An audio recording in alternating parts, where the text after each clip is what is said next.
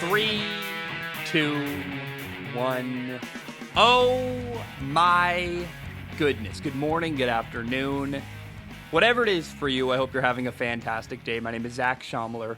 This is Strong Opinion Sports, episode 403. Today's episode is one that's been sitting on my computer for about a week. And through no fault of Joe Rozelle. Joe Rozelle is a guy I really love. Great dude from the Jersey area. He trains NFL players literally for test football. He helps guys get ready for the NFL Combine.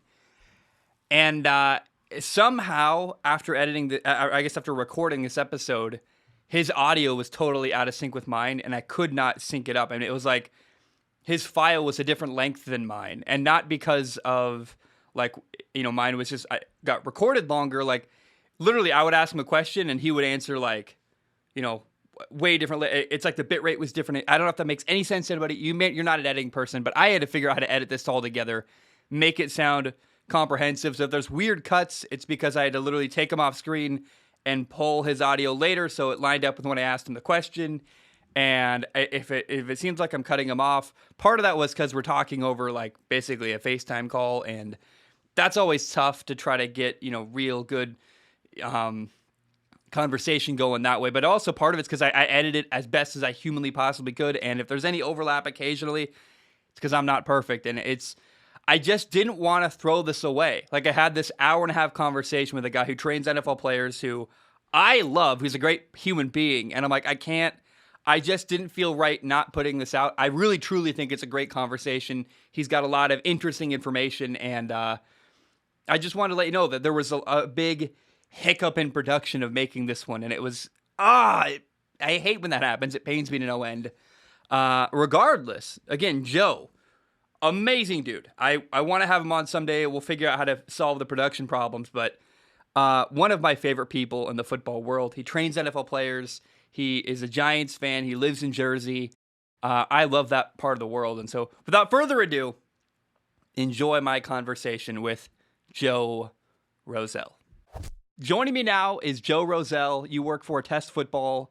You do combine prep, getting guys ready for the NFL. Mm-hmm. First of all, how are you? Good. It's morning for me. It's noon for you. Yeah. Hello. Welcome.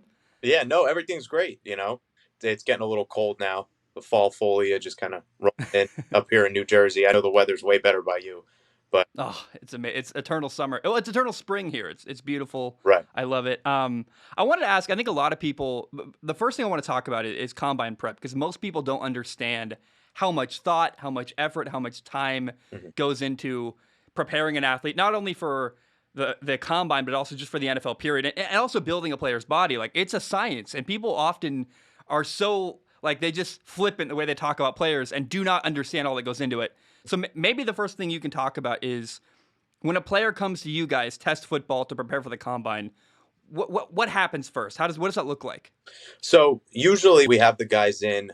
We try to get them in before day one, right? Like, we try to get them in at least a month. Sometimes guys will come in earlier years, say prior to their senior year, they'll come in. And really, it's a full assessment process. So we have the guys in. Obviously, we have a little bit of an inkling of where they're at, athletically, skill size, ceiling from just film or things we're hearing. But really, we try to find out day one, what their goals are. What is it that they really think that they should work on? Everybody says 40 or everybody says vert, but some guys, they run good 40s to begin with. So maybe it's just some minor tweaking and things like that. Sometimes maybe it's, gaining weight. Sometimes it might be losing weight, but it's what type of weight are they gaining? What type of weight are they losing? We're trying to do it in the best ways possible so that their composition is prime when they come in. So when that draft day rolls around or when their combine rolls around, that eyeball test is just a little bit better, because a lot of guys, that's really one of our greatest things here is the transformation pictures that are posted on our Instagram at Test Football.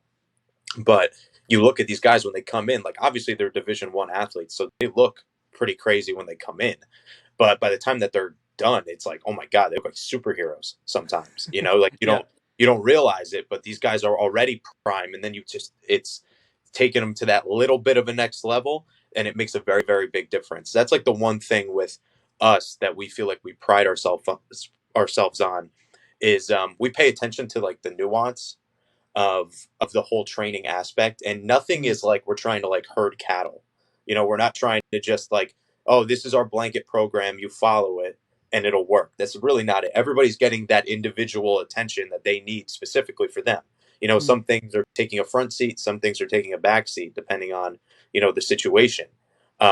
We are just really basically in the business of, we want to boost your stock, whether you're a six rounder that wants to be a fifth, or an undrafted that wants to be drafted at all, or a guy that maybe didn't have a shot at getting drafted or signed in any way, shape, or form, but coming here, they put on a good enough of pro day that like somebody takes a flyer on them and they make a 53 or even just the 92, for when camp opens.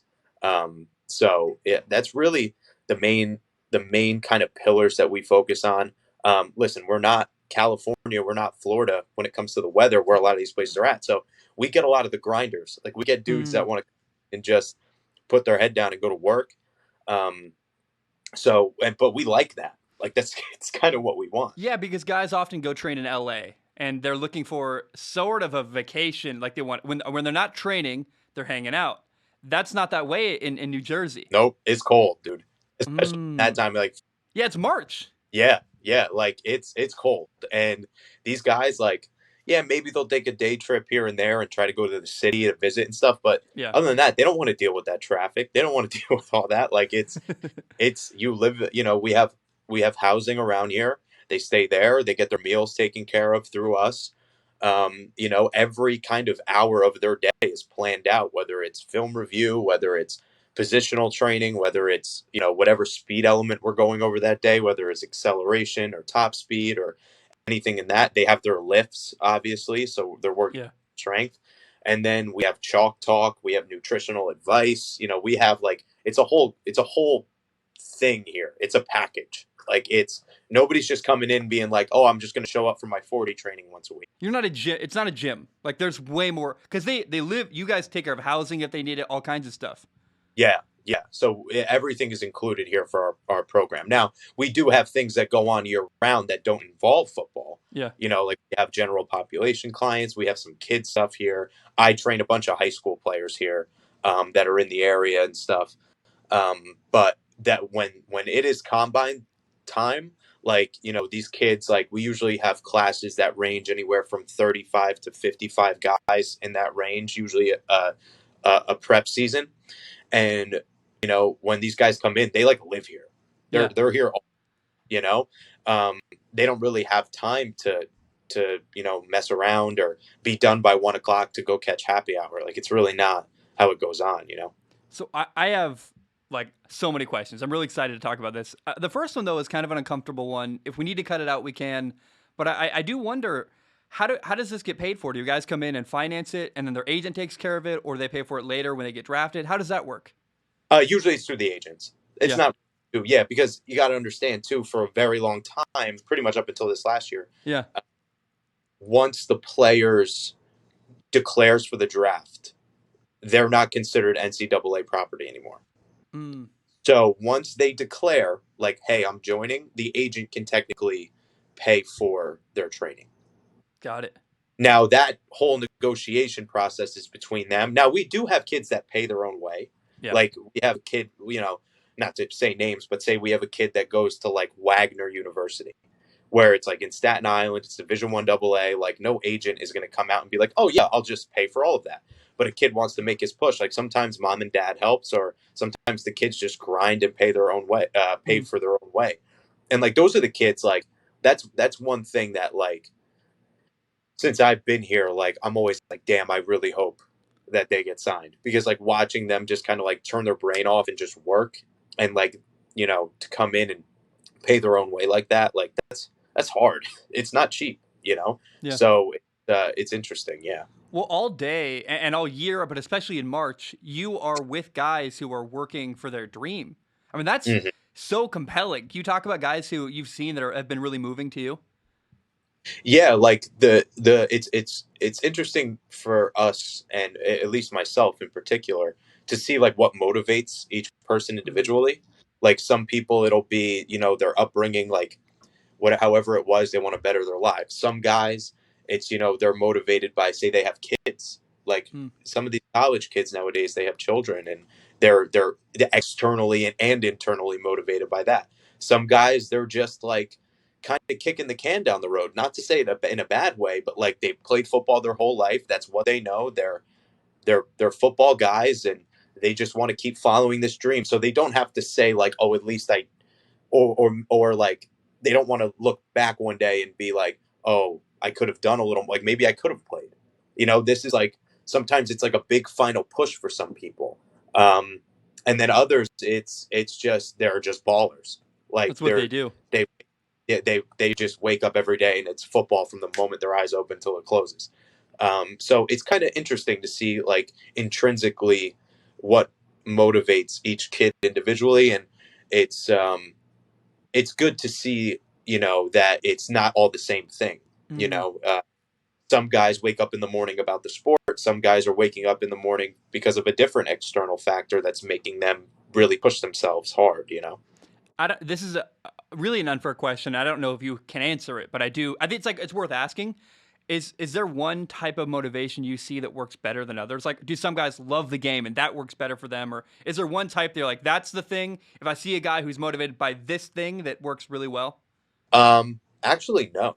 I've seen Hmm. I've seen some of the hardest workers just be like almost like work pale guys. Like, yep, I'm just going through the process here. Like every day, it's just I hit my numbers, I do my thing. And then I've seen some guys show some unbelievable motivation because of, an outside factor, whether it's, it's money or it's family and wanting to take care of things and live a better life. So it's not really cut and dry like that. A lot of the guys when they come in here, like they get a taste for it pretty early, Hmm. of the kind of thing that we expect from them.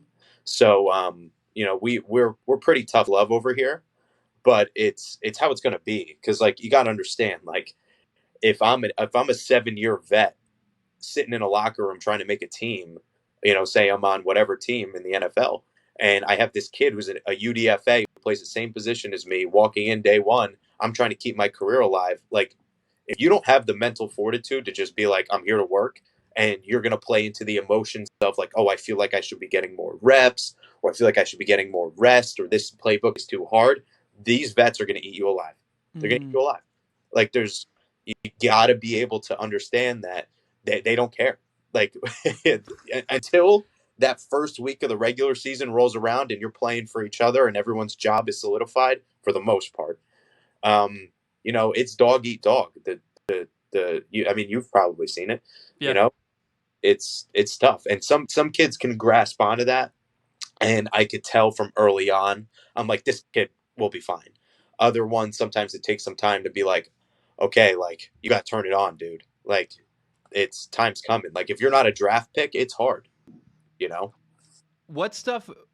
Again, do not name names. But is there anything that you've seen that is a red flag? Where like, oh, I'm worried this guy's going to make it. Um.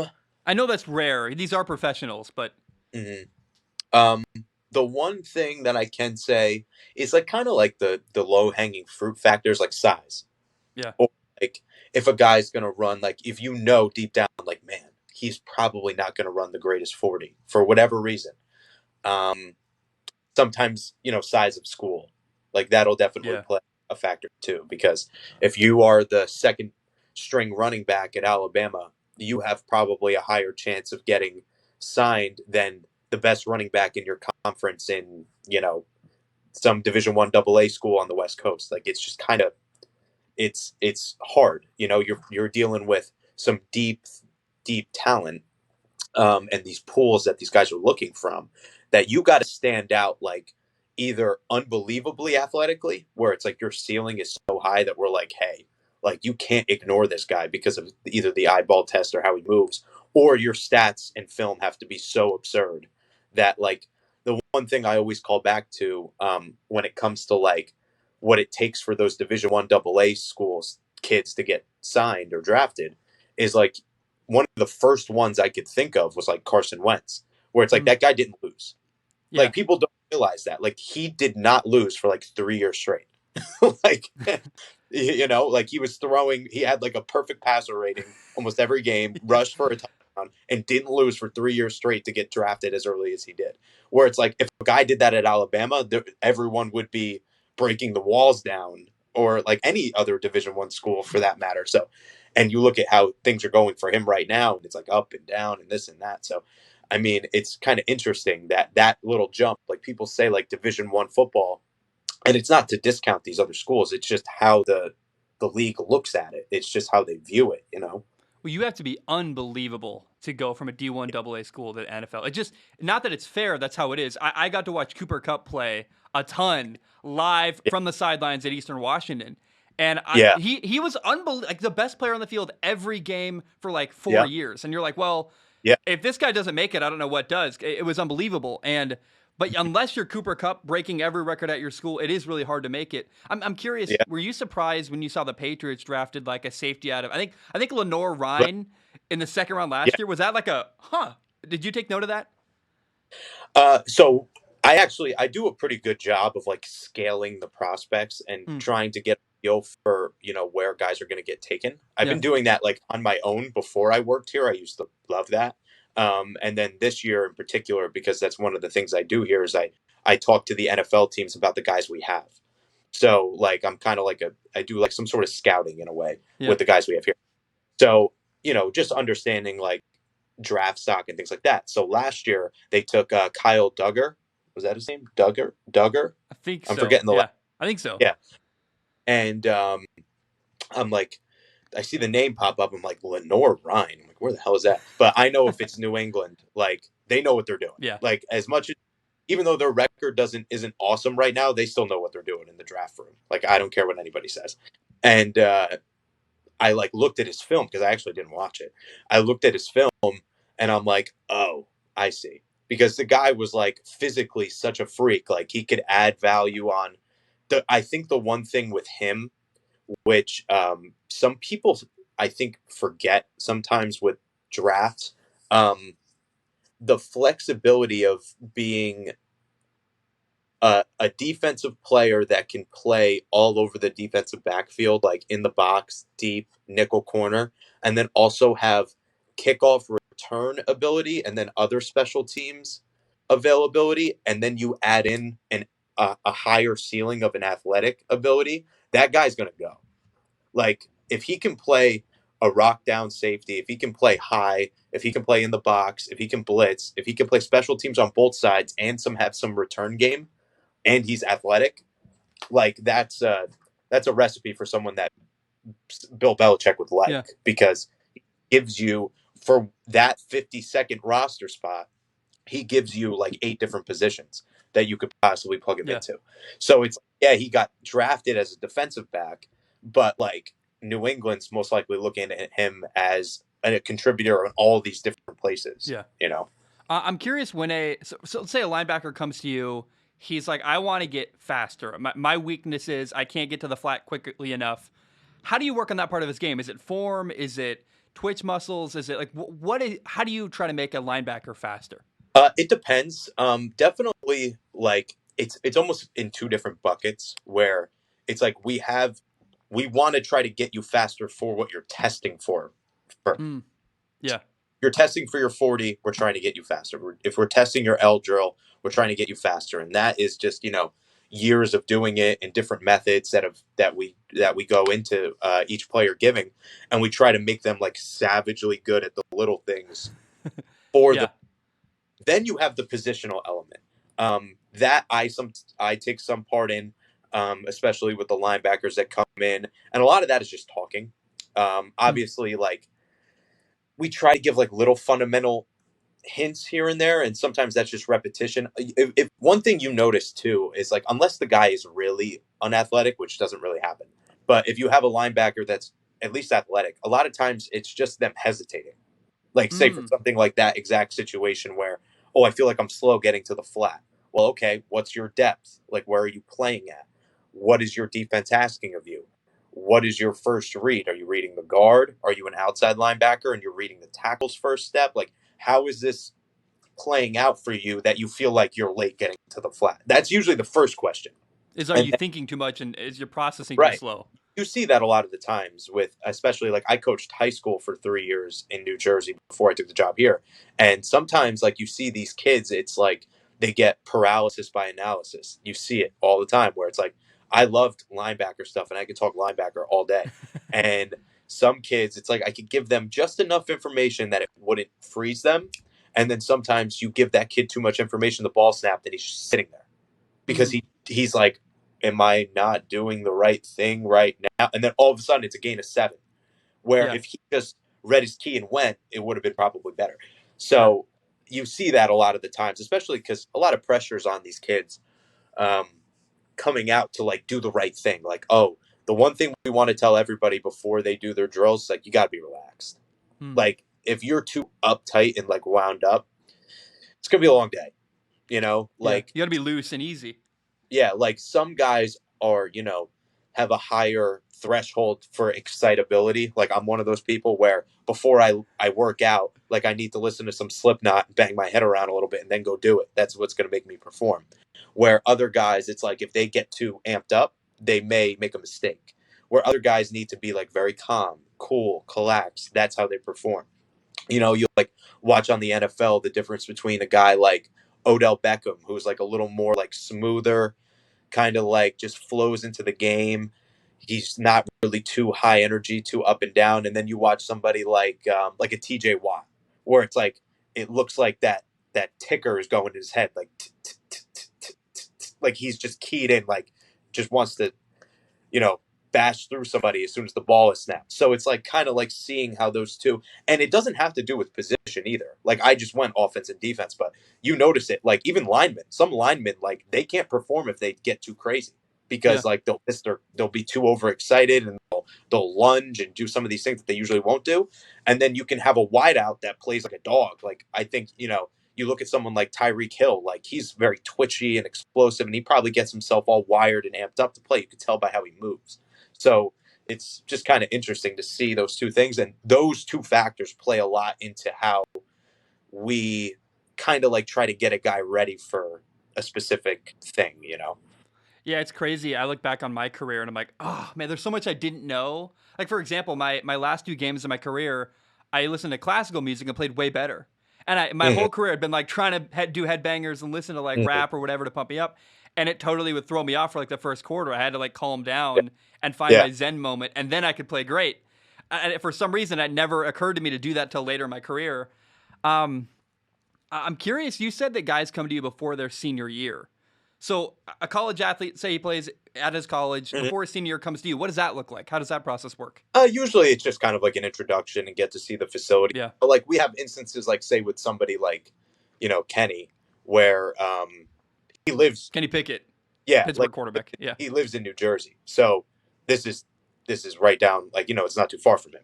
So we get a lot of that. Like we get a lot of Rutgers kids in here. We get a lot of Monmouth University kids, some kids in the Staten Island schools, the Wagners, the Marist. Um, we get a lot of junior college kids that come in and train year round.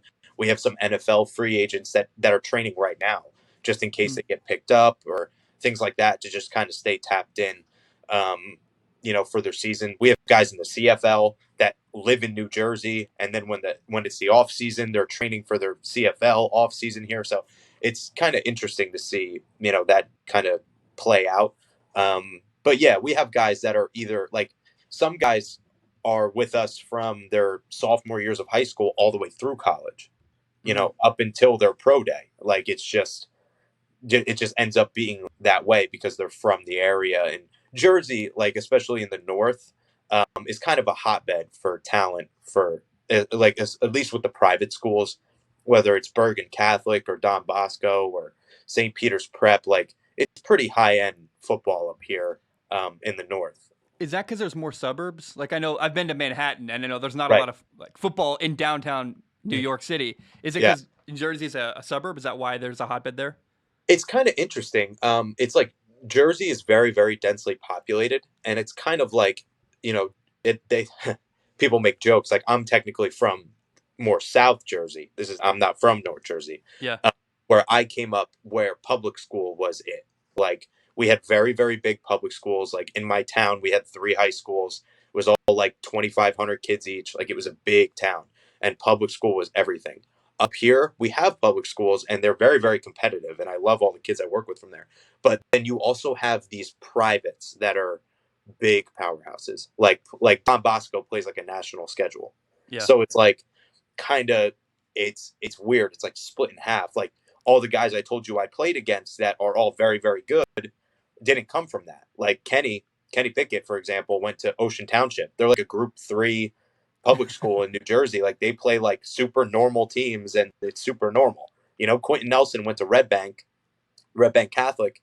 That's it's a private school, but it's not like your premier Don Bosco. Like I played against him. Mike Gesicki, he went to Southern Regional, which is like literally 10 minutes from where I live now, who I played against when he was a junior.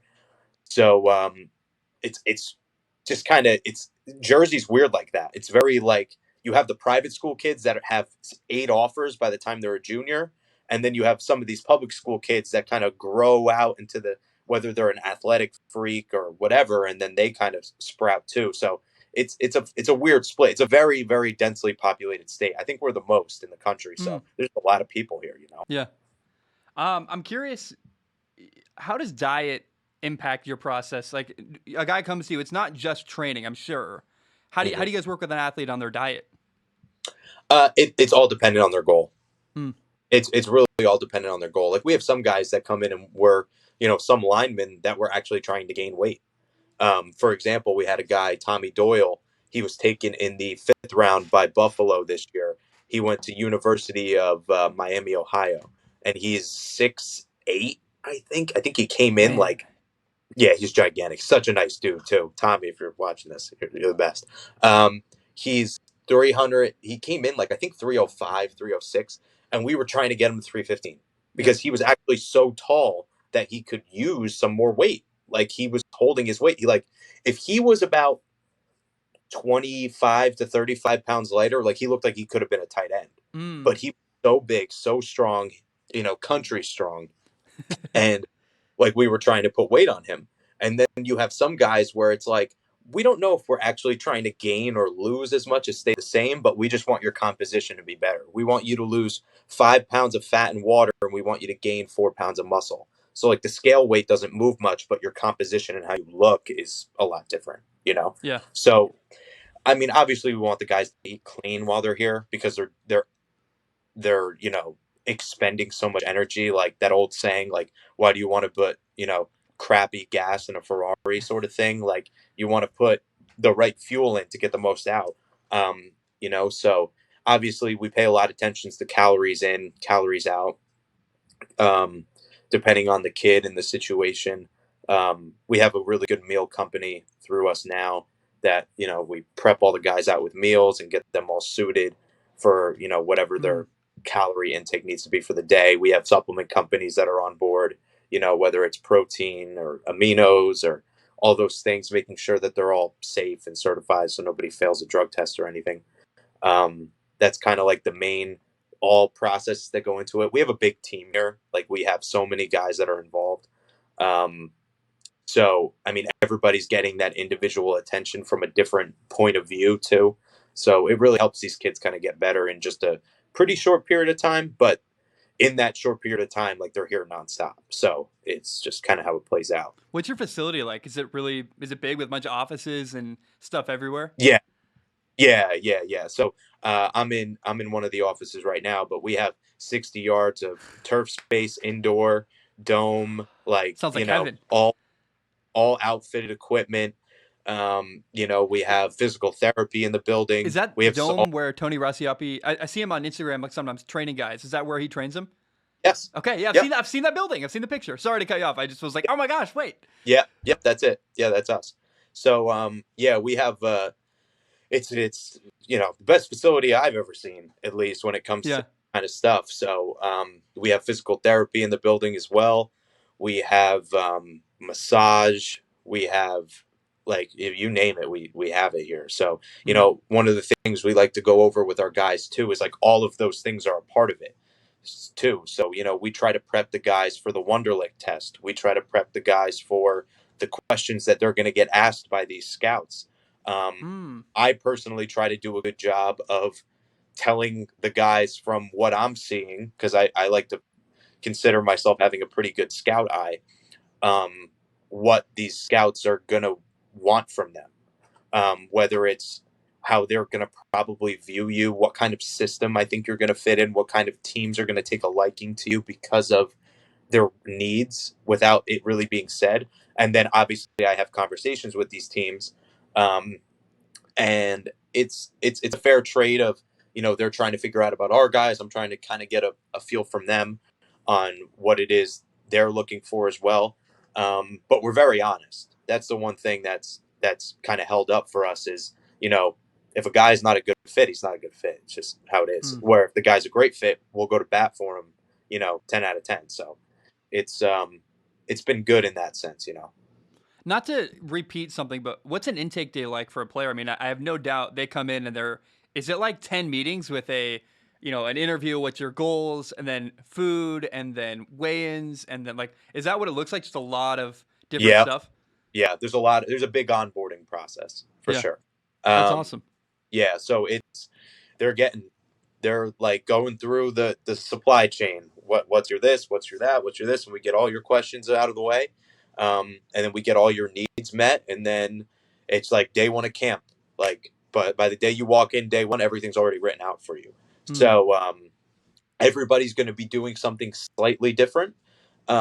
Even if we're going over the same drill at the same time, every guy's going to need their individual attention. Like obviously an offensive lineman's not going to be focusing on the same thing as a wideout. It's just Yeah. how it plays out. So we get lucky sometimes, and some guys are similar in what they need, but it's not by choice. It's just how it is. We assess every situation individually and try to give the best outcome for these kids. That when we drop them off on their pro day and they're done, that we know, like, okay, barring something unbelievable happening, we have a pretty good idea of how this is going to play out, and he's going to do better than when he showed up. So Yeah. that's really cool. The 40-yard dash is something most people that talk about football or watch football probably had never even run a 40-yard dash. I have. I know how technical it is. Like, can you Hmm. talk about even just literally the way you set up to run is Yeah. so important and how well you perform. Can you Hmm. talk about how technical the 40-yard dash is? Yeah. I mean, it all starts with the start. Yeah. That's the easiest way to say it. We've gone over a couple of different starts. They all look somewhat similar. We have an unbelievable speed coach here. He's actually an Olympian, Hmm. Otto Bolden. He does some of the announcing for the Olympic Games. Wow. He was a track star in Trinidad. And he comes in and he does all the top speed stuff with our guys. And like when he goes and teaches it, like I'm in awe because I'm like, what is it? I have no idea. Like this is crazy. Everybody's got a different, like I said, kind of before is, everyone's 40 stance is going to look similar, but not the same. That's the best way to say it. Yeah. Some guys, will have certain things that are red flags that we try to correct. And then other guys, it's like, well, we don't want to overcorrect because maybe that'll make the whole thing fall apart. It's Hmm. like kind of just nicely, finely tuning and making sure that everything looks right. If everything looks right and there's no pain or no type of risk for injury, and all their phases of opening their gate into their first sprint, and they're getting the right acceleration and all that, and it goes smooth, then we're just kind of trying to drive that aspect home. Obviously, there's 40 stances that you can do just straight up wrong, but it's everyone's look similar, but like I said, they're not the same. So it's technical though for sure, especially with the arm action and getting out and keeping your head down for a certain period of time, and then getting cylindrical as you move down to maintain your top speed all the way down. That's why sometimes you watch, like I know you probably remember when DK ran his 40, It's like he looked like he wasn't even trying, Yeah. and he was just absolutely flying because he was just locked. He had done that so many times that he was like, well, I know, I just do this. Like, I just run like Yeah. this and I will get this time.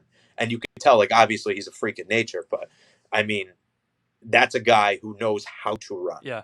You know, there's guys that are trying to run and putting a lot of effort into running, and then there's guys who know how to run. It's like different, you know. Well, if you're really fast, can you master the 40-yard dash just by doing reps over and over and like really learning? These are my steps. This is how I start, and then I've done it so many times that, like DK Metcalf, it's just second nature. For sure. Yeah. Like you could tell too with whoever handled his training, because I don't know if you remember this too. Like he ran like an unbelievable 40, but then his 3 cone drill was like awful. Yeah, they like said he was like slower than Yeah, it Tom was Brady. terrible. So he must be saying to himself like, okay, like I'm going to run a 40 that makes Rich Eisen like drop his coffee. And then it doesn't matter what I do for the rest of the day. Like I just want to focus on that. Mm, So some people do that where it's like, are we really trying to get this wide receivers bench press reps to 30? Like, is that really, or are we trying to have him run the best 40 he's ever seen? Like, that's probably more, you yeah. know, uh, plausible for what we're trying to have for him as an outcome, where a lot of it is like benchmark. Like, if you're a receiver that's this height and this weight, this is how many reps you probably should get, and we want to get you there. Should DK Metcalf have just not run the 3 cone drill? I mean, because it seemed like you made it sound like he didn't even focus on it. We're kind of speculating from the outside looking in because he was so good at Right. the 40, so bad there, and then that became an overwhelming talking point about DK Metcalf. Like, oh, he can't Right. change direction. He's Yeah. terrible because he can't run a 3 Yeah. cone drill, which by the way you never do actually on the football field. No, no, yeah. And I mean, I don't know. Like maybe he was just kind of going through like he could have been in his head like I just ran the most ridiculous 40 ever. Everybody's tweeting about me. Let me just kind of go out here and run this 5'10, and just do it the best I can, I guess. Maybe he didn't put that much effort into it. Maybe he got hurt like cuz that could happen. Like you get tweaked up and then nobody talks about it, and in that draft process, like sometimes people will get banged up and just keep their mouth shut because they don't want people to be like, "Oh, you're already hurt, like that could hurt your drop. That could, if you're a 5th round prospect and you get hurt in the combine in a way that you run a worse time, that could possibly knock you down a round. Yeah, or Like, undrafted even. Like, yep, yep, because you got to understand, not every team is interested in you. mm. So if that one team that would have taken you in the 5th is now not interested in you, now you don't have interest again until the end of the 7th for when that team circles back around or something like that. I got a fun question. I'm curious, are there any combine narratives that you're like, I hate when people talk about this? There's a couple things that I'm sure you see that you're like, this thing and that thing, or maybe not, but I'm curious if there is anything that you're like, I hate when people talk about this one thing during the combine because it's just useless. Um, Not that I think anything is useless with what they're doing because because you got to understand, scouts all are looking for different things. Like Mm, they're not all looking at the same thing. Like there's some litmus tests that people have. Like if they didn't put the combine on TV and blow it up the way it did, it probably wouldn't look how it does now. Like it would be the same drills, but a lot of what goes on in the combine is the pageantry of it. Like, oh, we're going to see this guy run an unbelievable 40, like this athletic feat here. But in reality, the NFL would still do it, and all the scouts would be sitting there with their stopwatches staring at the line. And it's just, this is what it is. We're just trying to see where you're at. Um, I would say, like, one thing that sometimes I guess upsets me is when you put too much stock into an individual drill. Like a guy runs maybe a 4.8 on his 40 and he's a linebacker, and it's like all of a sudden, like, oh, that's not so great. Like, okay. like Like, his film is fantastic, but suddenly he he, can't play because he ran a slow I don't 40. one says like film is everything. Like, if you remember, even Antonio Brown, he ran like an awful 40 at I think it was his pro day. I don't even know if he was invited to the combine. Um, and then you watch him on the field and you're like, oh, he is way faster than that. Like it's not even close. So like and that's the other thing too, is like you'll watch a guy do something in in a athletic sense. Like say he gets 28 reps on the bench press and he's a linebacker.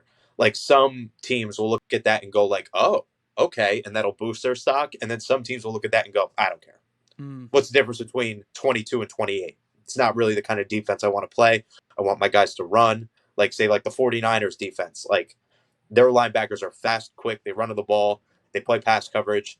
They're always, moving east west. They're shooting gaps. Like they don't really want like pluggers in their in their linebacker. They're not looking for freaks of strength on their defense. So it all depends on like need. Not everybody's going off the same like, oh, this is a linebacker that I need. Like it's not really how it works. It's everybody's got a different system, and it's like some guys will be an A because of the skills they possess, and then some guys will be a C for exactly the same skills that they Yeah. possess, just because of a system alone, not really who they are. Yeah. I'm curious because sometimes a 40-yard dash time can be a poor representation of a player. Like you mentioned Antonio Brown, right? There's so many ways to screw up with technique, or you're tweaked, you're injured, whatever. Can speed ever lie? Like you guys have John Ross. You're a Giants fan. You had John Ross. He ran this legendary fast 40 time. Can that ever?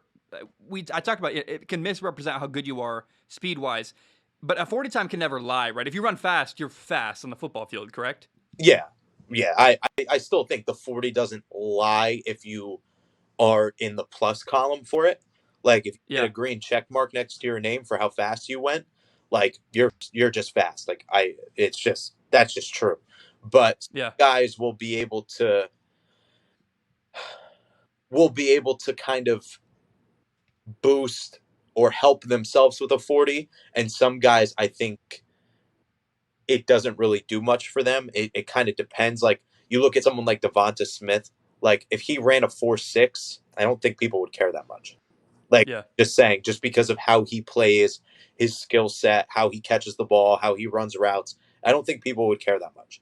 Where like if John Ross came out that day and ran a 4.5, like he probably wouldn't have gotten drafted in the first round. He probably would have went to probably the fourth. You know, Yeah. It's just because that's his game. Like his game is speed. Like so when he was coming out, like he was like, "Oh yeah, I am speed. Look." And then he runs that 40, and when he was coming out of college, like he had some pretty high praise for his contested catch ability as well. So you add those two factors in, like, okay, I got a guy that can spread the field. He's good at contested catches. Let's do it. Like he's a freak. He broke the record. Yeah. So it's that little bit of a just that little bit of a help in your stock can change everything. Hmm. It depends on who's looking and who's paying attention to what. It's kind of open ended in that regard. Yeah. We should. I want to mention this because if I don't say it, I will literally forget it and not write it down and not ever talk about it on my show, and I don't want to miss out on it. It just hit me now that Jamar Chase with the Bengals is everything I think they hoped John Ross would be when they drafted John Ross for the top 10 pick. Like he's making contested catches, he's running by people, and I never, for some reason I blanked on that. They've been trying to get Jamar Chase in their franchise since that John Ross pick that didn't quite work out for them. I never thought about that till now. I don't know if Yeah, you have anything to say on that, but it hit me now. Like, oh wow, huh? yeah. It's interesting because like Jamar Chase, like if you watched him, he was big, he was physical, he could make the contested catches. Him and Joe had an unbelievable connection to LSU. So it's like it was him and Justin Jefferson. Those were the two. So Yeah, it's like kind of look at that, and I think that may have helped him. You see that a lot with the NFL now, where it's like the Dolphins drafted, Jalen uh, Waddle. and then you look at the Jaguars and they draft Trevor Lawrence and Travis Etienne. You look at all these teams, like if your quarterback played with them, like they're going to be like, oh, that's my guy. Like, I want him here. I think part of that helps. Like Joe and Jamar, like they know each other. So you know how sometimes like you can even look at the Giants with like Kadarius Toney. Like it took like 4 games for him to get going, and like that could just be a rhythm and timing thing. Like that's all. Yeah, Like it doesn't have to do with the playbook at all. Like it could be that Jones when he's dropping back and he's anticipating a cut or a route, it's not pure yet, so he's relying on Evan Ingram. He's relying on Sterling Shepard. He's relying on these guys. Where game one for Joe and Jamar Like Joe knows where Jamar's going to be because he already threw him the ball for 2 years. So it's like it just speeds up that process a little bit where it doesn't take as much of like, getting used to these deeper route concepts and things like that. Because when a wideout comes in, like unless you run the best smoke screen and drag route and slant, like those intermediate routes, like they're hard to get the timing down of. Oh yeah. So it sometimes takes some time. And like if a coach knows, like, hey, every time I have this rookie wideout in, it's like a 50% chance the timing may be off for this intermediate route. Let me just put this other guy in there. At least I know the timing will be right. And there's a higher probability that the play will work exactly how I drew it up, just in case something goes wrong. So, um, but to circle back on the thing with the Bengals, like, yeah, they took a couple of swings. I know they have T. Higgins, a couple of guys that they were like, yeah, like, Tyler Boyd kind of emerged, which was a lucky thing for them because I don't think they really expected him to be as good as he was. But I think this Jamar Chase thing, it's like if he was to go down, I think you would see that Bengals team take a serious step back offensively. Oh yeah. And I don't usually put that much stock in wideout play. I guess because I'm a defensive Well, guy at normally heart. it doesn't impact the team the way he has impacted their offense. I mean, Right. So I think if you took him out of the equation, I think it would it would make them suffer in different ways because more teams would be willing to play one high safety and just be like, well, beat me with T. Higgins. Not to take away from him, but it's just, Did you see the play last week where he was out lead blocking for Joe Mixon? oh, Like, the I love the effort there. That's so cool yeah, to see. I yeah, want to tell a story. I got interviewed by a Colts podcaster last week, and I regret not saying it on my show. Is that I can't believe the chemistry that Matthew Stafford and Cooper Kupp have developed so quickly. Like when oh I played yeah, quarterback, we had a guy my senior year. One guy was a sophomore who played Division I college football, and hmm the other person that played the same position was a senior who was like didn't play in college, wasn't that good of an athlete, but we had a choice route where you get an outside, you start outside. What's that? I forget the word there. I'm blanking on it. You go outside. You either can run hmm vertical or lean and run a skinny post or cut outside and yeah, do a 10-yard out. And it takes trust to right, know if their cover three is running the out, if they play cover two, he's yeah, going to convert, like knowing what they're going to do right, there. And I never developed the trust and chemistry with this guy who went to play Division uh-huh, One football. Way better player, way better receiver, but I trusted this other guy, Cameron, who was like not a great athlete. And it's funny how that's a great example of being really talented does not necessarily mean you'll have great chemistry with your quarterback, like at all. yeah. No, it doesn't mean anything. Like that's the one thing too. Like unless you're a guy that's like a Tyreek Hill type, where you could throw it to him on a screen and be like, well, he could go for 40. Like unless Yeah. you're that guy, like it's hard to give reasons to be on the field as a wideout if you don't build up the chemistry with your QB. It's just and coaches can see that. Like and not everybody sees every rep. So like if say like there's a rookie in practice and you're hearing reports like, oh my God, he was making beautiful fade route catches in the corner of the end zone, but then you're watching him in, Skelly and 5 of the 10 passes are just hitting the ground because like the quarterback's timing with the guy isn't off.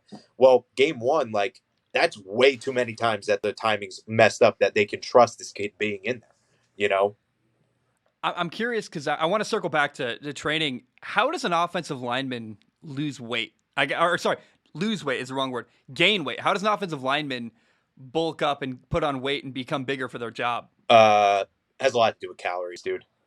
That's Yeah, he's just pounding calories. Like, do you have any stories about guys eating weird stuff to gain weight? Yeah, I've heard stories, but that's not what we do. I mean, like we're mostly just putting them on meal plans, and we're trying to have them hit their correct numbers in protein and carbohydrate and stuff like that. Making sure there's enough water, and obviously muscle. Like muscle weighs more than fat. I know people say that all the time, Mm. but it does. So like if we can put a good amount of strength on a kid and then just have his calories in the right spot, like with the amount of work that he's doing, he's gonna gain muscle. Like there's no way of avoiding it.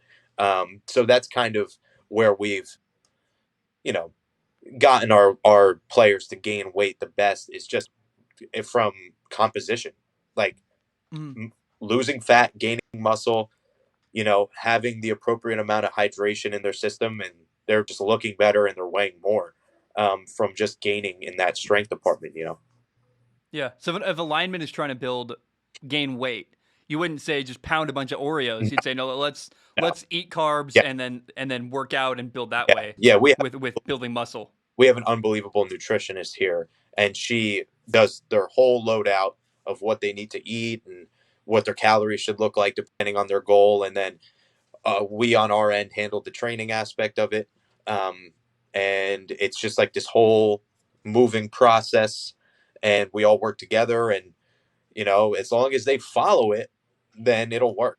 It's just kind of how we know because we've seen it happen. Tess has been running for a lot longer than I've been here. We've had some vets like we had Patrick Peterson, we had Joe Flacco, we had some like we've been around for a while. We had Bart Scott. So like we've had guys that are proven that this system does work for a very long time. Obviously, Yeah. we changed with the times slightly. We had some old school mentality with some new school stuff because there's always different stuff coming out. Like it's just how it is. Me personally, like the people around me are much better when it comes to the exercise aspect of it than I am. So I use them as my resource where I pride myself on the football stuff. Like I can look at a guy's film and know pretty much where they'll be at and what is it that they need to work on and how the scouts will think of him. Um, so that's kind of my role. And then I obviously do a lot of the positional stuff here when, a defensive guy comes in and they need to get that one-on-one work. Like I spent almost all of last year, like telling guys, I'm like, show me your film, show me your film, like, let me watch it. And I'll tell you what X and Y and Z is going to say about this, like what they're going to say you need to work on, what they say you're already doing good at, what they're going to hope you do at your pro day. Like if you come in and you do X, Y, and Z, you'll probably get signed, whatever those things Mm. are. So that was kind of where I found myself at is like having that extra level of that scout eye that kind Yeah. of valuable for that process. Absolutely. I'm curious, and this is something I got. You're not a food, like, you're not a nutritionist, but if Yeah. you can't answer, I'm curious.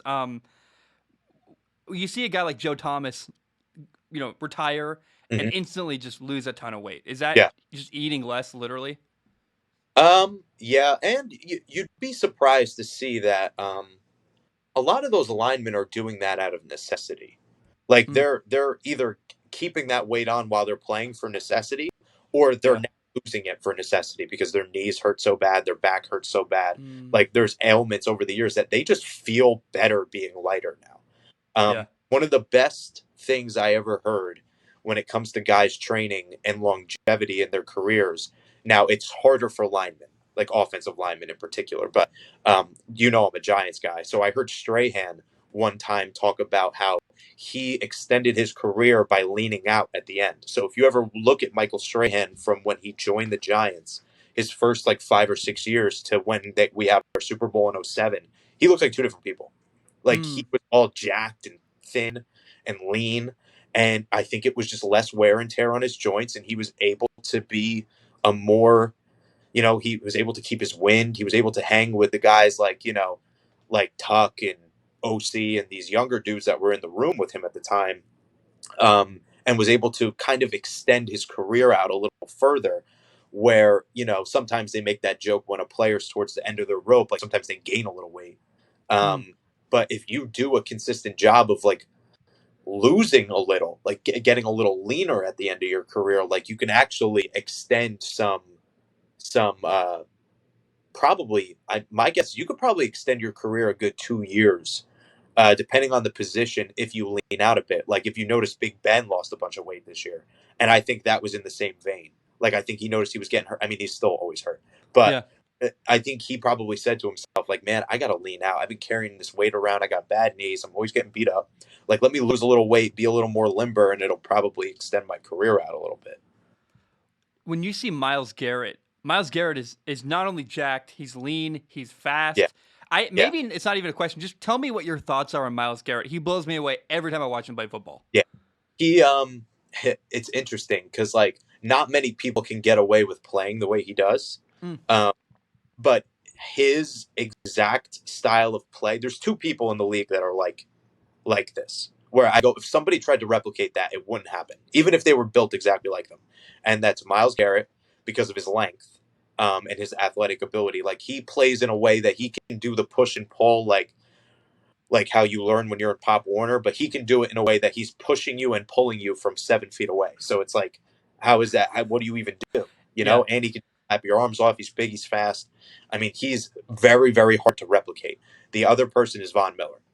You watch how Von Miller plays, like even if you're exactly the same size as Von Miller, he rushes in such a unique way that I'm like, I don't know if you could replicate it. Like you could try to take things from his game, but he has this like short area quickness and bend that you don't always see from guys. Like, for example, if Chase Young tried to play like Von Miller, it would never happen. And Chase Young's a beast, Yeah. because it's just different. Like it's probably the closest thing I've seen to someone play kind of like in between those two, in between like a Chase Young Mauler type of guy and a the way that Von Miller plays is John Abraham. I don't know if you remember that name. Yeah. Flew under the radar for a very long time. He's a super good edge rusher. He had a good blend of like weird speed and power and bend that like didn't really make sense. Like you didn't really know how he was so good of a pass rusher, but he was. But yeah, it's like just the different kind of prototypes where I watch Myles Garrett and I'm like, well, you look at him and like obviously like, well, you're gonna have a long day. Yeah. But he's just the way he plays is just so hard to defend. Like I feel bad for tackles. Why? What about his game is so hard to replicate? Is it because he's built a certain way? It's because he's faster than everybody, or is it like it can't be just because he's doing techniques? Because you can replicate technique, you can't It's replicate size and athletic ability. yeah, it's a blend of everything because the techniques that he used plays to his advantages, and his advantages are better than everyone else's. Yeah. I mean, but his size advantage is better than everyone else's, and he plays to his own size advantages. Yeah. So it's like, what do you do? Well, like he had that move the other day where he sets up right, and then like he almost like phases left, and I'm like, Yeah. other guys aren't fast enough to even try that move. It wouldn't work. No, because a lot of times it's like it has to do with the length too. Like a lot of guys will extend their arms on their punch or their pass rush, and like when they extend, it's like all that lineman has to do is anchor a bit and grab on. Yeah. And he's gonna hold you for a minute. Where Myles Garrett, he punches and extends, and then all of a sudden you blink and you're like, oh, I'm in the quarterback's lap. Like, like yeah. I was just setting the edge on a quick step, or a quick drop, like 1 yard, a quick set. And then all of a sudden I'm in the quarterback's lap because he just pushed me with his arm so far. I'm in the quarterback's lap and I don't even know where he is anymore. So it's like not everybody can do that just because of just how he's built. It's just different. I have to ask you about Tom Brady because I wasn't planning to today, but I'm like, wait, you're a trainer. We're talking about body types and this and that. I'm like, man, like Tom Brady. It's funny. It's getting so far now where when I talk about Tom Brady, I see in my YouTube comments now people are like, he's on HGH. Like, there's no way it's natural. Can I just have your reaction to his career and how he's 44, Mm-hmm. still playing at a crazy high level? Yeah, it's interesting. I don't know exactly what types of methods he took to elongate his career, but I would say from everything I've seen from him, it's just he doesn't take a day off. And I don't mean like training. I mean like his lifestyle. Like he doesn't stop, I think. Like people were making fun of him like he was drunk on the boat or whatever when he was I think that like happens like once every 2 years. Like I literally think he spends He takes a day off when he wins a Super Bowl. right, That's it. right. Like I think this is an ongoing thing that he has been doing for a long time that almost like in the same vein of the Myles Garrett conversation of like it's just hard to replicate. Like it's the same thing. Like what he's doing for his body is exactly what he should be doing for his body, and he's doing it, and he's not stopping. So like if it's not broken, don't fix it, sort of thing. So I mean, I'm not sure what type of protocols he's putting into it. Now, obviously, he has a pretty serious purse with, how much money he's made over his life. So he obviously has some resources and things that aren't available to everybody. Yeah, he might have a hyperbaric chamber in his bedroom, like for all we know. Right, right. And he has like stretching protocols and meal prep and all this stuff. But I think a lot of it is just up top. Like he's just got that mentality of like, oh, this is what I do. Like this is not, Yeah. I'm not a football player who's now training. Like, I'm Tom Brady and I live my life like Tom Brady every single day. And this is what I do because I'm a football player. Like, that's just it for him, you know? Well, it's interesting with Tom. A lot of it is I think he doesn't get hit. He really like you. Yeah. You watch a lot of quarterbacks when they retire. It's not like they can't still throw the football. Mm-hmm. It's not like they can't still read a defense. It's that their body breaks down. He's like, I'm just gonna never let myself get hit. And part of that is knowing the game well enough to know Mm-hmm. if an edge rusher is coming free, I got to get rid of the ball, find my hot route. I got to make sure I never take a sack. He throws the ball away, throws the ball in Yeah. the dirt. Like he never takes a hit. Mm-hmm. And I think also he's just abandoned strength training. Like he's like, I'm not ever going to be fast. I don't care about that. I care about can I move 2 steps to the right, 2 steps to the left, and he always talks about pliability, which I think just means that like if he can bend in certain ways, like he's stretching, so if he gets hit, his knee doesn't break. Right, basically, right? Muscular flexibility. That's the best way of saying it. So, um, yeah, I mean, I've taken a little bit more of an approach for that too, where strength can take a backseat as you're preparing for your sport. So like that old saying of like you probably had this when you were in high school. Oh, we max out like one day before the season.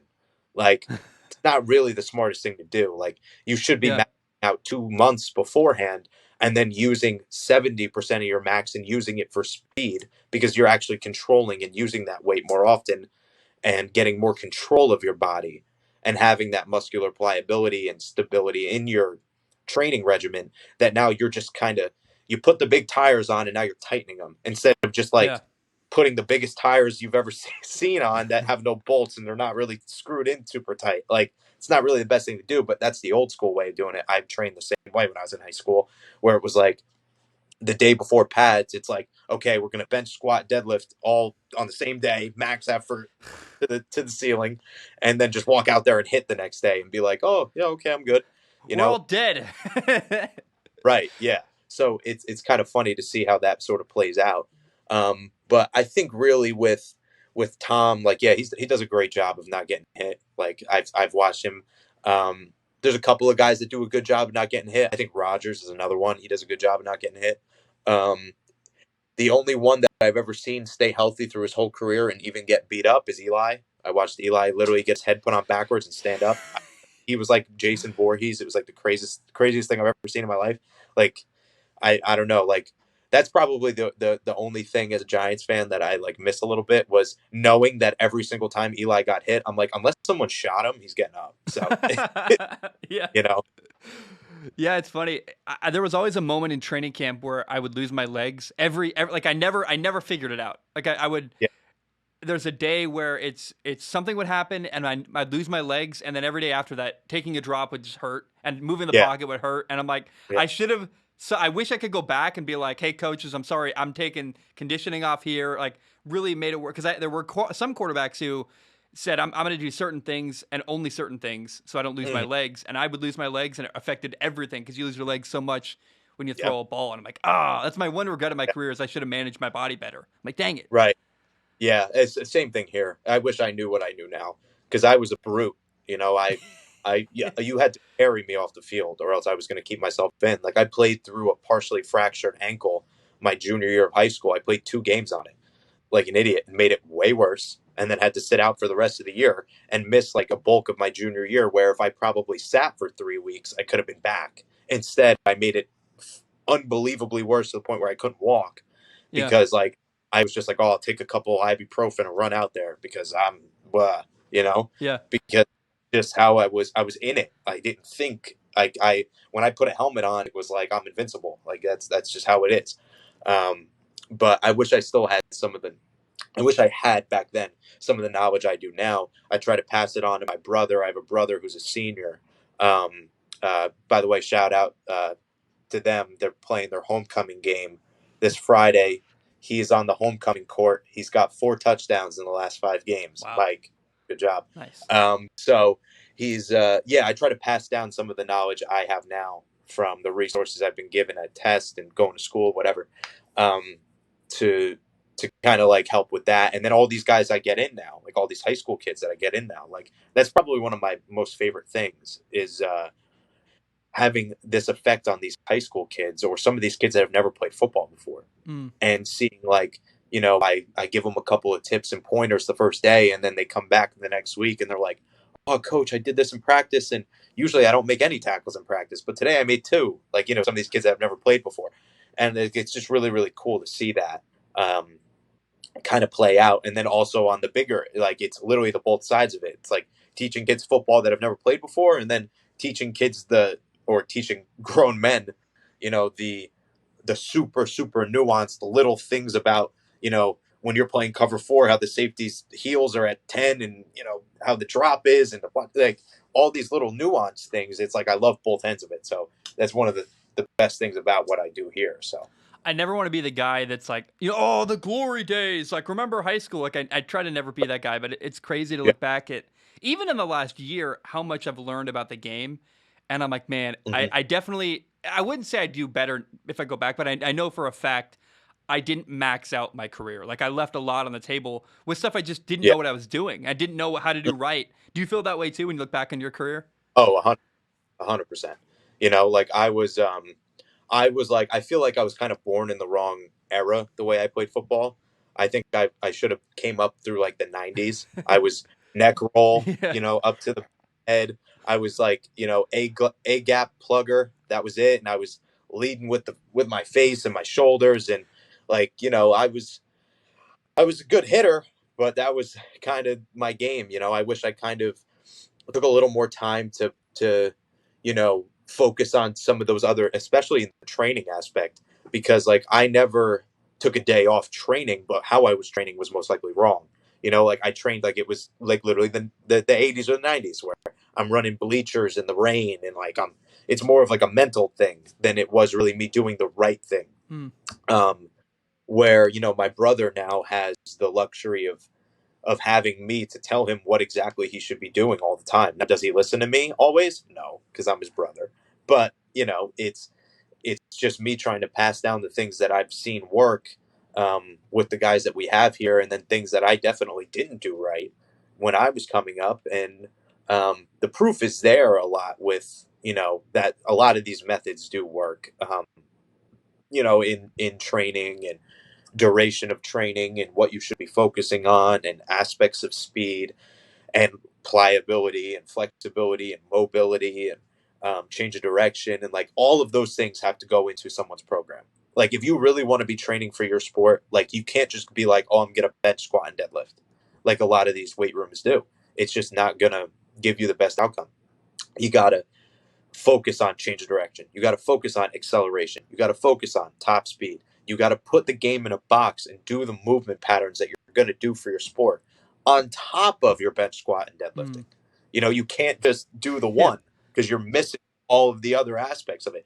But a lot of that gets lost. One, because it's hard. It's hard to do that. Like, I feel bad for some of these guys who run these weight rooms. Like, they're given 50 kids and have to, like, oh, you got to get Timmy's bench up to 200 in 3 weeks. And it's like, yeah, I probably wouldn't focus on that either if that's the only thing I got to Yeah. think about. I want to talk about, I would, one of my bucket list things, I'd love to go coach someday. I don't think I ever will, but if I certainly ever can, maybe when I retire, I'll coach, something like that, right? I have no idea. But I want to talk about the idea of you have a job in football that isn't playing. Because when I was a kid, I saw only one path. Like I'm gonna play football, and I never had any other idea. Like, oh, I could coach. I could. And now I talk about football, by the way. And you have a job similar to, not similar, but we both work in football, even though we're not playing football, and that's pretty cool. Can you talk about, and maybe talk to the audience about how you have other options beyond just playing football? Yeah, so that was a very hard conversation I had to have with myself too, where I was a sophomore in college. Um, Looking back, I was definitely a little stubborn when I came out of high school because I'm 5'9", 190 pounds, but I was an inside linebacker. So Damn. the stretch reaches of scholarships weren't super, super wide and vast. So I was a little stubborn. I didn't want to play Division 3 because of the talent I went up against and how I performed. I felt like I had earned a right to play Division 1 with the way I was playing and who I played against. So instead, I actually started at a county college, and then I was like, oh, after 2 years, I'll walk on somewhere. And I started kind of networking and getting into the football realm of things where I met Saquon Barkley and I met Evan Ingram and I met all these guys, and I'm working with players on my own, and I'm prepping guys for pro days, but this is before I was here, and I'm doing all this stuff.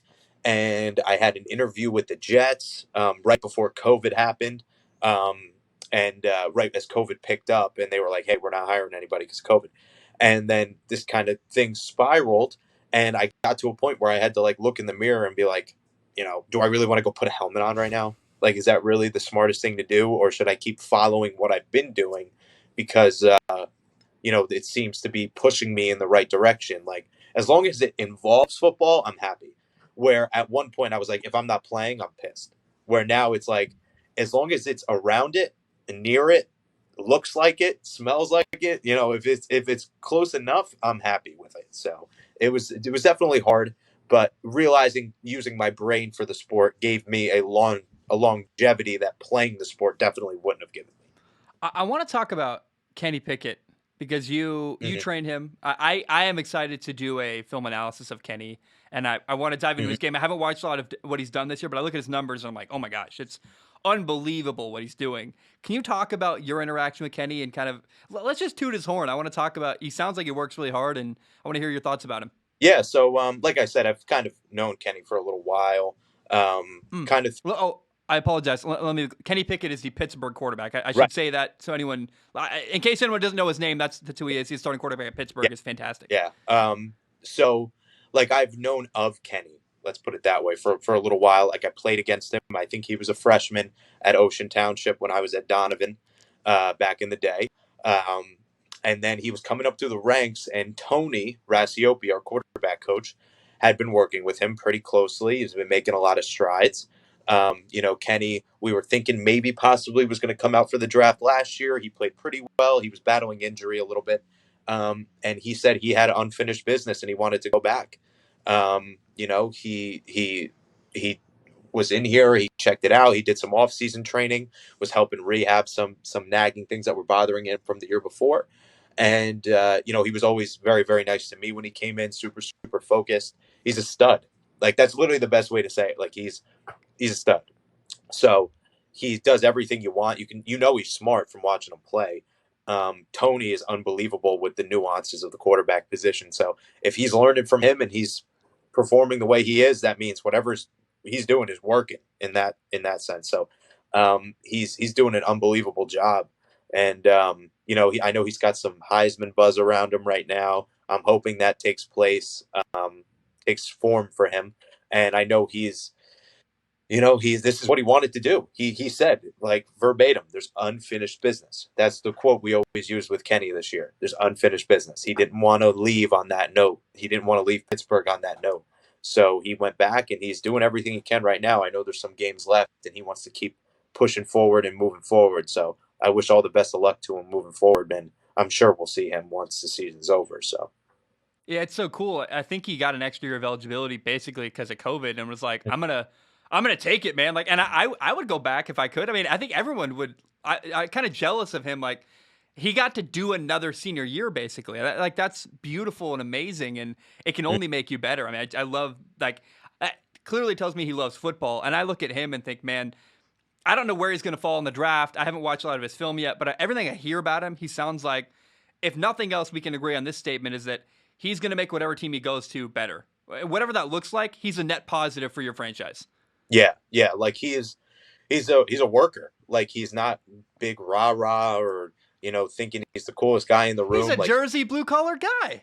yeah, he is. And that may have to do with him being a South Jersey person, not a North Jersey person like I was. But but Public yeah, school, baby. yeah. So, but yeah, I think whatever team he goes to, they're going to be getting a gem. He's a really really good kid. And he works super hard and he's always wanting to learn and he's super nice to everybody he talks to. His teammates absolutely adore him. That was the one thing that I've noticed because I'm friends with some other players on the team, like, they talk to about the draft program and the combine program through here. And like I see these pit players always posting about him, and that's always a good sign for me as well. Seeing the teammates showing the guy so much love, like just consistently, like, oh, Kenny's getting Heisman this, Heisman that, Heisman this. I see it on Twitter. I see it like everybody loves the guy. So that's got to say something about his character as well, apart from when I've met him. He's obviously having this effect on multiple people. So that definitely sits him well in his corner too. So Yeah. You played against Quenton Nelson. mhm. What was that like? So he was a senior. I was a junior. We scrimmaged them. This was beginning of my junior year before I got injured, and yeah. So before the coin toss, I remember looking at him and being like, you try to talk yourself up before the game. Like I think he was already committed to Notre Dame at this point. I should Going, say he's a guard for Indianapolis Colts. I always forget to like tell people yeah, who he is. be like, who is Yeah, that? he's a Right? great offensive lineman. Anyway, Yeah, one of the best guards in the league, if not the. yeah. So, yeah, so I remember before we did like our little whatever, the captains walked up and we're talking whatever to each other. I'm looking at him and like if you kind of look at him now, you can kind of tell he's got a little bit of a baby face, Yeah. like a little bit. It's under that So beard somewhere. yeah, so he didn't have that back in the day. Hmm. So me, I would find any reason to find a weakness in somebody because it was just how I played. I was small. I wasn't the strongest guy, but I wasn't really a crap talker, but I needed to get myself psyched. So I'm looking at him and I'm like, he's soft. Like that was the first thing I thought. I'm like, oh, he's got a baby face. He must be soft because like that's how my brain Yeah. operates because I get myself going. So I think the first play, I made a tackle right off him for like a 1 yard loss, and I remember now I'm convinced. I'm like, now he's definitely soft. I'm like feeling myself and whatever. Now this is a scrimmage. Like who knows how hard he's really going. And I remember we called a stunt on the next play. It was like a TE stunt, but I was at linebacker, whatever. Kind of like they try to our end juts in, and I fly out, and I came in and I hit him, and I remember hitting him with like everything I had. Like I'm like, oh, I'm gonna bull rush him into the QB right now, and I remember hitting him, and then my feet like just running, and he's not going anywhere, and I'm like, weird, and then he just kind of shoves me off, ball goes out, whatever. And I'm like, oh, okay. Like I had never had that happen to me before. So now in the back of my head, I'm like, that was weird. Like it wasn't even like, oh, he's good or, oh, he's bad sort of thing. It was like, that was really strange. Like that's never happened to me before. And I was like, there's something different about that guy. I don't know really what it is. Then like 2 plays later, they run power his side. I'm scraping over, and he takes our outside linebacker and runs him like 12 yards off the ball and like dumps him on his head. And I'm like, oh, he's starting to get steam now. He's starting to pick it up, and I'm like, oh damn, he's getting He's good. not soft. And yeah, yeah, I think the softness wore off. And then you could tell too, like he's hysterical, the kid too. Like you see him on Bussin' with the Boys, not to shout out a different podcast, but he's been on different barstool things and things like that. And I hear him talking. He's funny. He like reminds me of just like Jersey guys kind of have like a unique sense of humor a little bit, and like you could see it coming out of him, and in all this stuff. And I always root for guys I played against, so it's really really cool to see how much he developed at Notre Dame and what they were able to get out of him there. I know he set like the freshman bench press record or something like insane, like when as soon as he got there, and then now he's forget it. I mean, everybody kind of gouged him and Zach Martin. Those are the two that they say are the best guards in the league. So it's just kind of crazy to think like I played against them. Yeah, you and literally not like on the other team, you actually lined up against him too. I mean, if I played another quarterback, I wouldn't have actually played against that guy. You got hit by him, which is like, Yeah, that's wild. yeah. It's pretty nuts. Yeah, I've had a couple of guys that like I either played against that like I said, Kenny, like I played against him at one point. Anthony Brown, the quarterback at Oregon, right now, who's starting over there. Mike Gesicki, the tight end for the Dolphins, I played against. I played against actually a few times. So it's kind of funny to see all these guys like just like back then. You're like, oh yeah, they're good, but like you don't think of it Yeah. like really down there, you know. And it's like all of a sudden draft day rolls around and you're like, oh wow. And now it's happening constantly. Like all these guys are just like all over the league and all over these college teams, whether they're older or younger or whatever it is. So it's pretty interesting to see all that play Yeah, it's out. weird. We're at the perfect age where our age group is getting to the NFL. Like I have a couple teammates I played with. Osaru Odigizua, defensive tackle for the Cowboys, was my teammate. Samson Yeah. Ebukam was like my running back who plays linebacker for the 49ers. Had like 2 touchdowns against Yeah. Mahomes on Monday Night Football. Like it's weird to see guys that you grew up. But you're the only person I've ever met who has that shared experience of seeing guys you played with or against now in the league, and you're like, man, I'm commenting on people who, like, I shared a backfield with. It's very weird. I don't know. Yeah, it definitely was a weird kind of thing at first. Now I'm getting used to it, especially with my job here now because I'm like Yeah, consistently around dudes that are in the league. But deep down, I'm always rooting for like Oregon upset Ohio State this year, and Anthony Brown was playing QB, and he works with Tony as well. Like he works with yeah. here, and I'm like, oh, that's another one for sure. Tom's River, Jersey Shore football, baby. Like, give us another one. That's a notch in our belt, so it's kind of funny. Hey, let's wrap it up. The last thing I want to ask you, I went on Instagram this weekend. I saw it's a picture of you and your lady at dinner, and I think you were wearing not only a Giants hat, Hmm. also a Giant shirt. And Yeah. you wear like you're very proud of the Giants, and that's your team. Hmm. I would I would really regret not asking you about your team. So maybe it's generally, how do you feel as a Giants fan right now after Week 6? Um, I mean, deep down, obviously, it's not the outcome you'd want right now for the team. I can say that there's definitely a lot of talent. I think injuries have played a big factor in a lot what's going on here, especially with the offensive line. Like these are guys that probably need a good half a season to get used to playing with each other. And it's been a revolving door on that left side of the line, whether it's injury or season ending injury between Gates and Lemieux and Thomas and these guys kind of funneling in and out. Um, I've met Daniel Jones. I, he's an unbelievable guy. Like I've witnessed him work with kids actually, and the way he was with kids, like you could tell. Like I know why everybody loves him in that organization because he's an unbelievable dude. Um, I think he needs a full season to really let this play out. He's actually, in my opinion, I know there's been varying opinions on him just ever, but this season, I think he's played fairly well, probably up until this past game. This was the first game where I feel like he was a little out of sorts. Um, I went to the first game against Denver.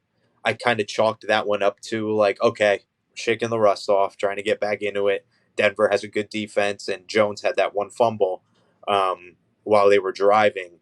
But you know, it's I've been spoiled growing up watching them win two Super Bowls. Um, and they were very improbable. One way more than the other, but Yeah. they were very probable. So I think now I have like this chip in the back of my mind that I always think I'm like, oh, doesn't matter if we're 42-point underdogs, like we could win. Like it's just how my brain is wired now. And I'm pretty tight with some guys on the team, and that adds definitely an aspect to it. I mean, I'm pretty agnostic when it comes to players. Like we have guys on the Eagles, we have guys on the Bills, we have guys all over. But just something that's just deep rooted in me is my Giants fandom that I always pull for them regardless of what's going on. Um, it's definitely added a new layer of I don't even know what to call it, but I guess you could say frustration knowing guys on the team now. So it's like now I'm rooting for the team and I'm also rooting for individual players on the team from, you know, acquaintanceships that I've built with some of their players and some people in the front office and stuff. So I'm like double rooting for them now. And it's like when they lose, it's like double as like, oh, like disappointing and deflating. But we'll see. We'll see how it plays out. I mean, there's been a lot of stuff in the making leading up to this point. I think it's definitely a pivoting point right now um, for Judge and for Gettleman and for this roster. So I think if they can show some promise, I know they put Andrew Thomas on IR for about 3 weeks now, and then they have the bye, and then they have 8 games. If they can win a couple games and then get a strong push from the bye, you know how the NFC East is. It makes no sense. Yeah. It's never made sense.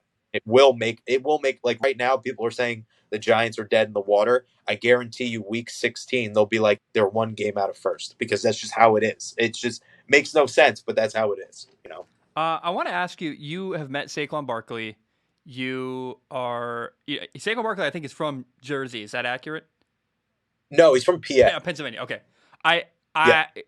I would say that's your area roughly. I mean, it's not that far of a Right. Yeah. drive. I want to. Hmm. I have been very critical of that draft pick, and I've never had a Giants fan ever like. I mean, I get comments, but never talk to another human like face to face about this. And as much as you would count this face to face, I Hmm. was really critical of them drafting Saquon Barkley, even at the time. I love Saquon. I hope no one thinks that I don't like him as a player. He's amazing, like Hmm. an incredible running Hmm. back. I just don't agree on. I think they place too high of a value on running back. I would never draft a running back in the top 10, even the first round, end of the first round. Like Najee Harris is a good pick, I thought, but there's a fine line there. I just would never draft a guy in the top 10. I think they should have drafted Quenton Nelson. We talked about him earlier. Looking back on that pick, am I wrong? Do you agree? Am I crazy? Like, do you think they made the wrong pick by taking Saquon Barkley? Um, it's hard because like I understand why, and you got to understand too. I think there was a conflicting portion of ideas at that time where they're like, we want to push with Eli, like we want to get another playoff run out of Eli. Yeah. You have people making decisions with that in mind, then Saquon Barkley makes sense. Now you can also make the argument like, oh, well, you could have drafted Quenton Nelson. That would have helped him out a lot too. But with how Eli was playing his game, he wasn't pushing the ball down the field as much anymore. It was a lot of slant routes to Odell, and it was a lot of intermediate stuff that they were using yard after catch. Saquon was the king of that. Coming out of Penn State, he was big playability. He can take a check down for a 60-yard touchdown. Right. So adding that ability to it where the Giants hadn't had, I think their running back at the time was Rashad Jennings, who was like a good back, but he's not Saquon. So I think it makes sense. Like I get why Gettleman at the time thought that was the best pick. Um, I think the jury's still out. Like the injuries are definitely working against him.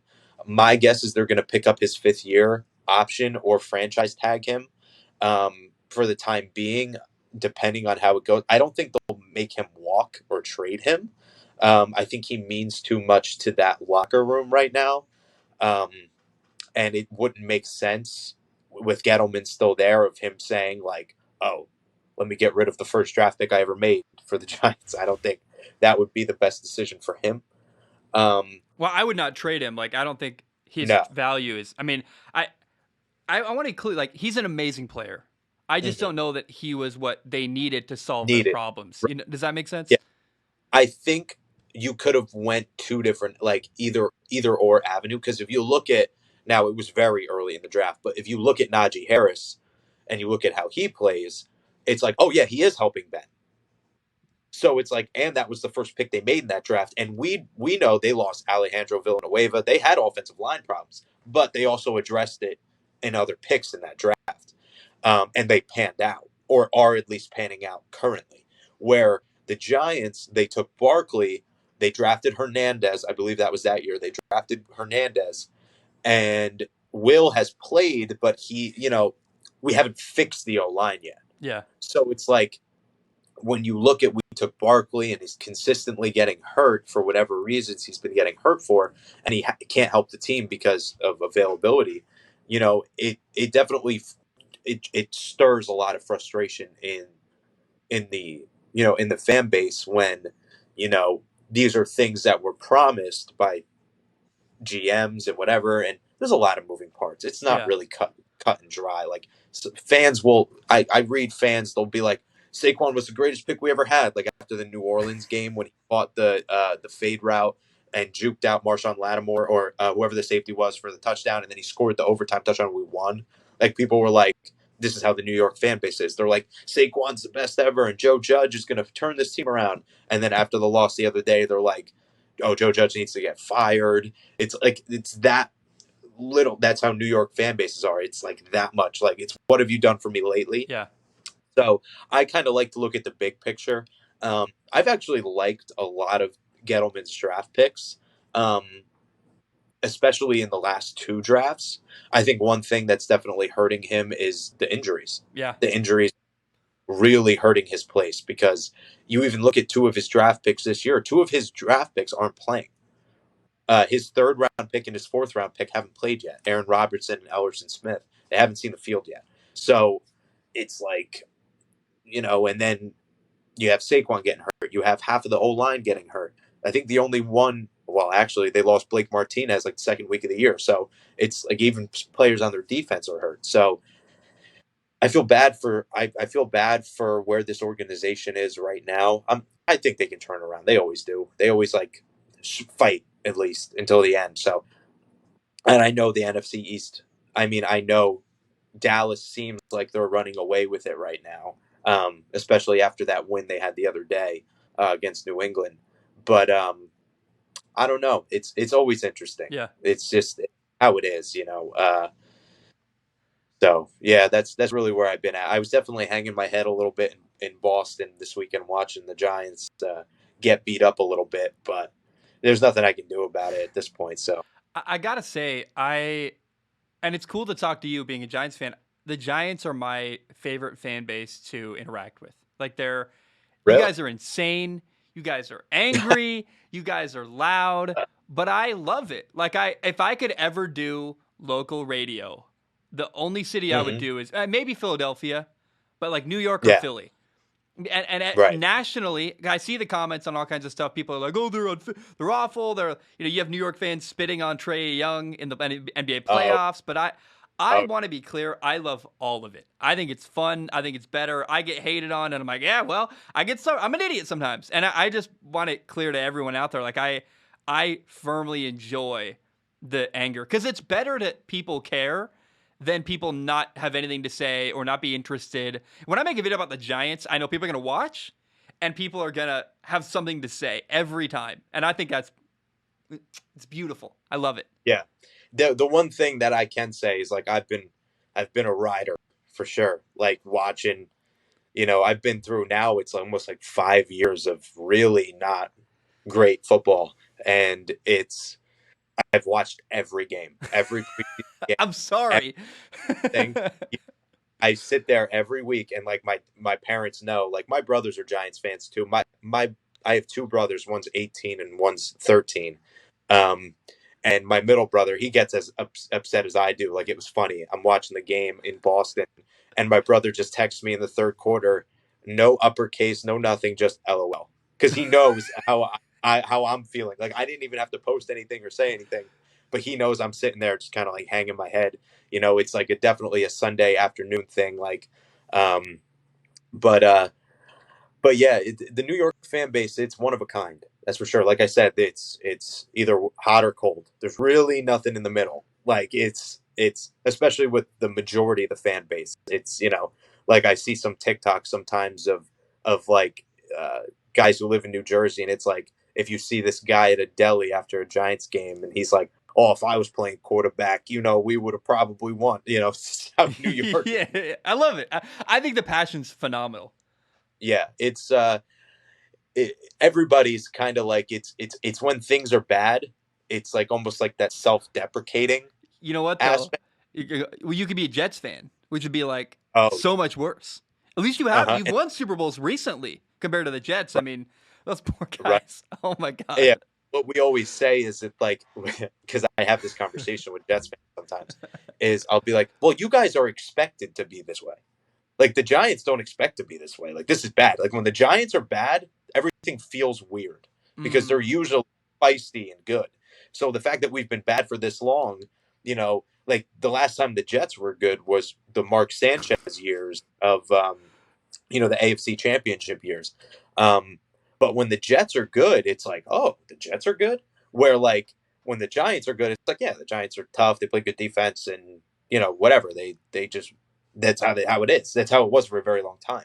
Where now it's like since we're not good, it's like okay, like we're starting to like 1 year, okay, bad year, 2 years, okay, two bad years, 3 years, 4 years, 5 years, and it's like okay, what is going on? Like, you know, you heard like I know you probably saw the posts about like the owner getting booed at Eli's halftime thing, and they're just like reaming the owner out, and I'm like, sure, the Detroit Lions do that. You know what I mean? Like, and they've had some horrible years, or even the Browns through their very, very bad stretches. Like, I don't think those things happened. Where, like in New York, like it's unavoidable. Like it's gonna New happen. You York know? fans expect to win. They're like, Right. I'm paying money. I got the hat. I got the jersey. Mhm. I invested, man, emotionally, Yeah. financially. I bought a dang hot dog. It was $35,000, and I gotta ask. I'm curious about this. I should go. I literally am 27 minutes late to another interview, so I don't. I am happy. Whatever. I'll figure it out. When you guys won a Super Bowl, not once but twice against the Patriots, I never made this connection until the other day. I watched the wild card of the MLB playoffs where the Red Sox played the Yankees, and it's that New York Boston rivalry, and it hit me. Oh my gosh! Not only did the Patriots, Boston, essentially lose when they were 18-0, undefeated, they lost to New York. That's Red Sox Yankees. Do you guys have your Jersey, but I would call that basically New York. Is there a real rivalry and passion between you guys and Boston? There is. It definitely takes a back seat to the Giants Eagles. I would say that's Mm, the most heated one. Um, yeah. but to just give you an example, um, I was in Boston this weekend, like I told you, and I did not hesitate to wear all my Giants stuff. And I was kind of waiting. I'm like, even though the Patriots were playing Dallas, I like said to myself, I'm like, somebody's going to say something. Like I have a feeling. So we go to a bar at the end of the night, and I walk in, and some guy, he had been drinking. He's pretty drunk. He was an older guy, like maybe in his 50s. And as soon as I walked in, he just put his thumb like this, right in my. And I was like, oh, I just started like laughing or whatever. And he holds up his hands like this, like meaning 6 rings, like the Patriots have 6 rings. And I go, well, we stole 2 from you. And he was, You're like, yeah, and then yeah, exactly. And he was like, "Oh, you stole them, you stole them." And I'm like, "Oh, okay." But it's like I couldn't help. But the guy literally looked at me and what I was wearing. The Patriots were literally playing a team in our division that wasn't us, and he just right in my face as soon as I walked in, just thumbs down right in my face. So I think they're definitely still pretty bitter, but probably the one thing that people forget, like you can make fun of the Giants all you want. The Giants have Tom Brady's number more than anybody in the history of time. Like no one will have Tom Brady like the New York Giants and Eli Manning does. So it's like everybody, and when everybody, it's so funny to like when Tom won the Super Bowl last year, and it was like I'm seeing all these Tom Brady posts. The Giants Twitter was just sending pictures of Eli constantly, over and over. Like it's like he'll never be able to escape it. yeah, I love it, man. I gotta say, so I love the East Coast. I've been to New York. I went to an XFL Guardians game. Oh, Like I was on the sideline. It was amazing. mhm. That was my first time going to New York, and I love the East Coast. I love the mentality. I love that you go to a bar wearing a Giants hat. Someone will say so. Boston, Philadelphia, New York, Jersey. People will say that stuff. Like where Yeah. I live and where I lived in Portland and the West Coast. I live in Hawaii now. Like no Mhm. one's gonna say anything. No one cares. Mhm. I love the East Coast for that reason, and Yeah. I know for a fact I'm coming someday. I don't know when. Mhm. I'll be back, and when I'm there, I'd love to buy you a drink. I would Yeah, for like to sure. give you like a handshake, like dab you up, buy you a beer would be like incredible. I've Yeah. had so much fun talking to you, and I hope you come back on sometime. I think this would Yeah. be fun to do again someday. Yeah, definitely, man. I appreciate you having me on. I know I don't even know what time it is in Hawaii, but I'm on It's Jersey. 8:10 Oh, okay. Yeah, not in too. the morning. Yeah. That's not too bad. It's 2:11 here, but yeah, man. I appreciate you having me on and giving all this info about Test and what we do here, and a little bit of my Giants fandom and kind of what we have as a product here. But I definitely appreciate it, dude. Yeah, man. Actually, let's say this. I'll say this as we close. If you want to come back on after the Giants season ends Oh and yeah, do like a debrief on how it went, yeah, I think that'd be really fun. yeah, for sure. Yep, definitely, man. I'll do it. Okay. All right, my man. Hopefully it's a positive debrief. We'll see. Yeah, Negative, positive, we'll have fun with it. So you're awesome, man. Hope you have a great day, and thank you so much for your time. you too, man. Thanks. I appreciate it.